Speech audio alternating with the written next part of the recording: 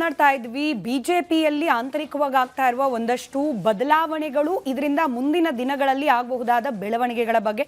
ಇನ್ನು ಹಿಂದಿನ ವರದಿಯಲ್ಲಿ ನಾವು ರಾಷ್ಟ್ರೀಯ ಮಟ್ಟದಲ್ಲಾಗಿರುವ ಬೆಳವಣಿಗೆಗಳು ಬದಲಾವಣೆಗಳು ಹಾಗೆ ಕೇಂದ್ರ ಕ್ಯಾಬಿನೆಟ್ನಲ್ಲಿ ಆಗಬಹುದಾದ ಬದಲಾವಣೆಗಳ ಬಗ್ಗೆ ಮಾತನಾಡಿದ್ವಿ. ರಾಜ್ಯದಲ್ಲೂ ಕೂಡ ಒಂದಷ್ಟು ಬದಲಾವಣೆ ಆಗಬೇಕು ಸಂಘಟನಾತ್ಮಕವಾಗಿ ಅನ್ನೋ ಚಿಂತನೆ ಇರೋದ್ರಿಂದ ಇದರ ಮತ್ತಷ್ಟು ಡೀಟೇಲ್ಸ್ನೊಂದಿಗೆ ನನ್ನ ಕಲೀಗ ವೀರೇಂದ್ರ ಒಪ್ಪುಂದ ನೇರ ಸಂಪರ್ಕದಲ್ಲಿದ್ದಾರೆ. ವೀರೇಂದ್ರ, ರಾಜ್ಯ ಬಿಜೆಪಿ ಘಟಕದಲ್ಲೂ ಕೂಡ ಬದಲಾವಣೆ ನಿಶ್ಚಿತ ಅನ್ನೋ ಮಾತಿದೆ, ಯಾವಾಗ ಅನ್ನೋ ಪ್ರಶ್ನೆ ಅನಿಶ್ಚಿತವಾಗಿದೆ. ಈಗ ಕೇಂದ್ರ ಮಟ್ಟದಲ್ಲಿ ಆಗಿರುವ ಬದಲಾವಣೆಗಳು ಏನಾದರೂ ಸೂಚನೆಯನ್ನ ನೀಡ್ತಾ ಇದೆಯಾ ರಾಜ್ಯಕ್ಕೆ ಸಂಬಂಧಪಟ್ಟಂತೆ? ಖಂಡಿತ ಸ್ಮಿತಾ, ನೋಡಿ ಈಗ ಇವತ್ತು ನೆನ್ನೆದಲ್ಲ, ಬಹುತೇಕ ರಾಷ್ಟ್ರೀಯ ಬಿಜೆಪಿ ಅಧ್ಯಕ್ಷರ ನೇಮಕ ಆಗಬೇಕಿದ್ರೆ, ಆಯ್ಕೆ ಆಗಬೇಕಿದ್ರೆ ಎಲ್ಲ ರಾಜ್ಯಗಳ ರಾಜ್ಯಾಧ್ಯಕ್ಷರ ಆಯ್ಕೆ ಆದಮೇಲೆ ಆಗೋದು. ಆದರೆ ಕರ್ನಾಟಕದಲ್ಲಿ ಮಾತ್ರ ಮಾಡಲಿಲ್ಲ. ಇನ್ಫ್ಯಾಕ್ಟ್ ಇಲ್ಲಿ full time elected state president ಇಲ್ಲ, ಇಲ್ಲಿ ಸೆಲೆಕ್ಟೆಡ್ ಸ್ಟೇಟ್ ಪ್ರೆಸಿಡೆಂಟ್ ಇರೋದು. ಅದನ್ನೇ ವಿಜೇಂದ್ರ ಅವರು ಕೇಳ್ತಾ ಇದ್ದು, ಎರಡರಲ್ಲೊಂದು ತೀರ್ಮಾನ ಮಾಡಿ, ಒಂದು ನನ್ನ ಎಲೆಕ್ಟೆಡ್ ಮಾಡಿ, ಇದು ಹೀಗೆ ಇದ್ದರೆ ಏನು ಮೆಸೇಜು ಅಂತ ಕೇಳ್ತಾ ಇದ್ದು. ಮತ್ತು ರೆಬಲ್ ನಾಯಕರು ಅಂತ ಯಾರೆಲ್ಲ ಇದ್ದಾರಲ್ಲ, ಈಗ ರಮೇಶ್ ಜಾರಕಿಹೊಳಿ ಆ್ಯಂಡ್ ಟೀಮ್ ಎಲ್ಲ ಇದ್ದಾರಲ್ಲ, ಅವರು ಎಲ್ಲ ಅದನ್ನೇ ಹೇಳ್ತಾ ಇದ್ದು, ವಿಜೇಂದ್ರ ಅವ್ರನ್ನ ಬದಲಾಯಿಸಿ, ಎಲೆಕ್ಟೆಡ್ ಪ್ರೆಸಿಡೆಂಟ್ ಹೊಸಬ್ರು ಬರಲಿ ಅಂಥೇಳಿ. ನವೆಂಬರ್ಗೆ ವಿಜೇಂದ್ರ ಅವರ ರಾಜ್ಯಾಧ್ಯಕ್ಷ ಅವಧಿ ಮುಕ್ತಾಯ ಆಗುತ್ತೆ, ಪೂರ್ಣ ಆಗುತ್ತೆ. ಅದಾದ ನಂತರ ಹೊಸಬ್ರು ಬರ್ತಾರೆ ಅನ್ನೋದೇ ಈಗ ಚರ್ಚೆಯಲ್ಲಿರುವಂಥದ್ದು, ಕಾರ್ಡ್ಸಲ್ಲಿರೋದು ಅದೇ ಕಾರಣಕ್ಕಾಗಿ ರಾಘವೇಂದ್ರ ಅವ್ರನ್ನ ಸಂಪುಟಕ್ಕೆ ತೆಗೆದುಕೊಂಡು, ಅಂದರೆ ಒಂದು ಯಡಿಯೂರಪ್ಪನವ್ರ ಫ್ಯಾಕ್ಟ್ರು, ಮತ್ತೊಂದು ಲಿಂಗಾಯತ ಸಮುದಾಯಕ್ಕೆ ರಾಂಗ್ ಮೆಸೇಜ್ ಹೋಗಬಾರ್ದು. ಆ ಕಾರಣಕ್ಕಾಗಿ ವಿಜೇಂದ್ರ ಅವ್ರನ್ನ ಏಕಾಏಕಿ ಇಳಿಸಿದ್ರೆ ಅದರಿಂದ ಯಾವುದೇ ಡ್ಯಾಮೇಜ್ ಆಗಬಾರ್ದು ಅನ್ನುವ ಕಾರಣಕ್ಕಾಗಿ ಈಗ ಬಿ ವೈ ರಾಘವೇಂದ್ರ ಅವ್ರನ್ನ ಸೆಂಟ್ರಲ್ ಕ್ಯಾಬಿನೆಟ್ಟಿಗೆ ತೆಗೆದುಕೊಳ್ತಾರೆ ಅನ್ನೋಂಥ ಚರ್ಚೆ ಇರೋದು. ಹಾಗಂತೇಳಿ ಕೇವಲ ವಿಜೇಂದ್ರ ಅವ್ರನ್ನ ಇಳಿಸೋದನ್ನು ಅಷ್ಟೇ ಯೋಚನೆ ಮಾಡಿರಲ್ಲ, ಅದಾದ ನಂತರ ಯಾರನ್ನು ತರಬೇಕು ಅನ್ನೋದು ಕೂಡ ಈಗಾಗಲೇ ಡಿಸ್ಕಷನ್ಲಿದೆ. ಇರೋದು ಒಂದು ವೇಳೆ ಲಿಂಗಾಯತ ಸಮುದಾಯದವ್ರನ್ನೇ ತರಬೇಕು ಅನ್ನೋದಾದರೆ ಚರ್ಚೆಯಲ್ಲಿರುವ ಹೆಸರುಗಳು ಸ್ಮಿತಾ, ಈಗ ಕೇಂದ್ರ ಸಚಿವರಾಗಿರುವಂಥ ವಿ ಸೋಮಣ್ಣ, ಹಾಗೆ ಪಂಚಮಸಾಲಿ ಲಿಂಗಾಯತ ಅಂತ ತೆಗೆದುಕೊಂಡ್ರೆ ಮುರುಗೇಶ್ ನಿರಾಣಿ ಹಾಗೂ ಅರವಿಂದ್ ಬೆಲ್ಲದ್, ಇವರ ಹೆಸರುಗಳು ಚರ್ಚೆಯಲ್ಲಿದೆ. ಇನ್ನೊಂದು ಕಡೆ ಒಕ್ಕಲಿಗ ಸಮುದಾಯದಿಂದ ಹಾಗೆ ಮಹಿಳಾ ಕೋಟಾದ ಅಡಿಯಲ್ಲಿ ಮಹಿಳೆಯನ್ನು ತರಬೇಕು ಅನ್ನುವ ಹಿನ್ನೆಲೆಯಲ್ಲಿ ಶೋಭಾ ಕರಂದ್ಲಾಜೆ ಅವರ ಹೆಸರಿದೆ. ನೋಡಿ, ಮಹಿಳಾ ಮೀಸಲಾತಿ ವಿಧೇಯಕದ ಚರ್ಚೆಯನ್ನು ಮಾಡ್ತಾ ಇರುವಂಥ ಕೇಂದ್ರ ಸರ್ಕಾರ ಸಹಜವಾಗಿ ಕರ್ನಾಟಕದಲ್ಲಿ ಮಹಿಳೆಗೆ ಒಂದು ಆದ್ಯತೆ ಕೊಟ್ಟಾಗುತ್ತೆ. ಮತ್ತು ಹಾಗೊಂದು ವೇಳೆ ಆದದ್ದೇ ಆದರೆ ಸ್ಮಿತಾ, ರಾಜ್ಯ ಬಿ ಜೆ ಪಿ ಇತಿಹಾಸದಲ್ಲಿ ಮಹಿಳಾ ಅಧ್ಯಕ್ಷೆ ಅಂತಲೇ ಆದದ್ದಿಲ್ಲ. ಶೋಭಾ ಕರಂದ್ಲಾಜೆ ಅವರಾದರೆ ಅವರೇ ಮೊದಲು ಪ್ರಪ್ರಥಮ ಬಿ ಜೆ ಪಿ ರಾಜ್ಯಾಧ್ಯಕ್ಷ ಆದಾಗ ಆಗುತ್ತೆ ಒಬ್ಬರು ಮಹಿಳೆ. ಆ ಹಿನ್ನೆಲೆಯಲ್ಲೂ ಕೂಡ ಅದನ್ನು ನೋಡ್ತಾ ಇದ್ದಾರೆ.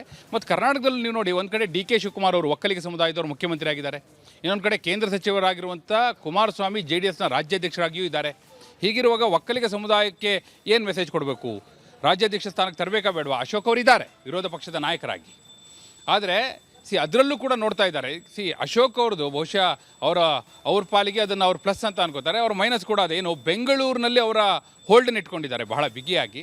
ಆದರೆ ರಾಜ್ಯಾದ್ಯಂತ ಅದನ್ನು ವಿಸ್ತರಿಸಿದ್ದಾರೆ, ಹೋಗಲಿ ಹಳೆ ಮೈಸೂರಿನಲ್ಲಿ ತಮ್ಮ ಕಬಂಧ ಬಾಹುಗಳನ್ನ ವಿಸ್ತರಿಸಿದ್ದಾರೆ ಅಂತ ನೋಡಿದ್ರೆ ಅವರಿಗೆ ಗೊತ್ತಿದೆ ಇಲ್ಲ, ಯಾಕಂದರೆ ಅವರೇ ಬಿಟ್ಟು ಹೋಗಲಿಲ್ಲ. ಹಲವು ಬಾರಿ ಅವರಿಗೆ ಅವಕಾಶ ಬಂದಾಗಲೂ ಕೂಡ ಮಂಡ್ಯ ಜವಾಬ್ದಾರಿ ತೆಗೆದುಕೊಳ್ಳಿ, ಹಳೆ ಮೈಸೂರಿನ ಜವಾಬ್ದಾರಿ ತೆಗೆದುಕೊಳ್ಳಿ ಅಂದರೆ ಬೆಂಗಳೂರಿನ ಹಿಡಿತ ತಪ್ಪೋಗುತ್ತೆ ಅನ್ನೋ ಕಾರಣಕ್ಕಾಗಿ ಅವ್ರು ಹೊರಗೆ ಹೋಗಲಿಲ್ಲ. ಈಗ ಬೇಕಾಗಿರೋದೇನು, ಒಕ್ಕಲಿಗ ನಾಯಕತ್ವ, ಅದು it should represent old Mysuru, complete old Mysuru at least ಅನ್ನುವ ನಿಟ್ಟಿನಲ್ಲಿ ಈಗ ಯೋಚನೆ ಮಾಡ್ತಾ ಇದ್ದಾರೆ. ಹಾಗಾಗಿ ಒಕ್ಕಲಿಗ ಸಮುದಾಯಕ್ಕೆ ಕೊಡ್ಬೋದಾ ಅನ್ನುವ ಚರ್ಚೆಯೂ ಕೂಡ ಇದೆ.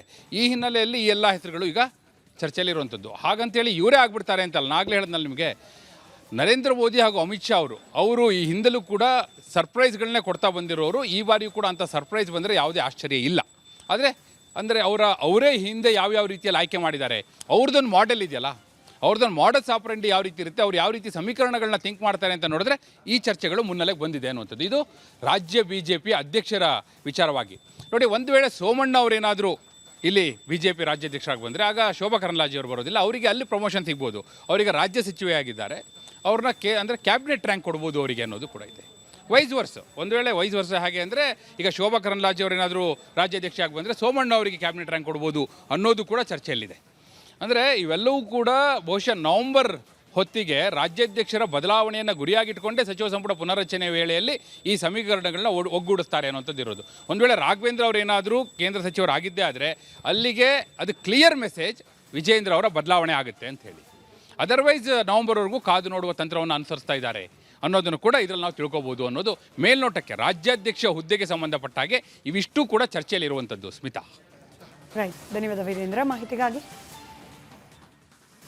ಶೋಭಾ ಕರಂದ್ಲಾಜೆ ಹಾಗೆ ವಿ ಸೋಮಣ್ಣ ಅವರ ಹೆಸರು ಮುನ್ನೆಲೆಯಲ್ಲಿದೆ. ಆದರೆ ಎಲ್ಲರೂ ಒಪ್ಪುವಂತಹ, ಅನುಸರಿಸಿಕೊಂಡು ಹೋಗುವಂತಹ ರಾಜ್ಯಾಧ್ಯಕ್ಷರ ಆಯ್ಕೆ ಆಗಬೇಕು ಅನ್ನೋ ಕೂಗಿರುವ ಸಂದರ್ಭದಲ್ಲಿ ಈ ಎರಡು ಹೆಸರುಗಳ ಪೈಕಿ ಯಾವ ಹೆಸರು ಮುನ್ನೆಲೆಗೆ ಬಂದರೂ ಕೂಡ ಅವರಿಗೆ ಸಂಪೂರ್ಣ ಬೆಂಬಲ ಸಿಗುತ್ತಾ ವಿಜಯೇಂದ್ರ ಅವರು ಈಗೇನು ಪಾರ್ಟಿಯ ಒಳಗಡೆನೆ ರೆಸಿಸ್ಟೆನ್ಸ್ ಅನ್ನು ಅನುಭವಿಸ್ತಾ ಇದ್ದಾರೆ, ಅದನ್ನ ಮೀರಿ ಪಕ್ಷ ಸಂಘಟನೆ ಕಡೆಗೆ ಗಮನ ಕೊಡ್ಲಿಕ್ಕೆ ಸಾಥ್ ಈ ಇಬ್ಬರಿಗೂ ಸಿಗುತ್ತಾ ಅನ್ನೋದನ್ನ ಕಾದು ನೋಡಬೇಕು. ಎನಿವೆ ಈ ಹೆಸರುಗಳು ಕೇಳೋಕ್ ಸಿಗ್ತಿದೆಯೇ ಹೊರತು, ಅಂದ್ರೆ ಚರ್ಚೆ ಗಾಳಿಯಲ್ಲಿ ಇದೆಯೇ ಹೊರತು ಅಧಿಕೃತವಾಗಿ ಬಿಜೆಪಿ ಪಕ್ಷದಿಂದ ಈ ಬಗ್ಗೆ ಯಾವುದೇ ನಿರ್ಧಾರಗಳು ಈವರೆಗೆ ಪ್ರಕಟ ಆಗಿಲ್ಲ.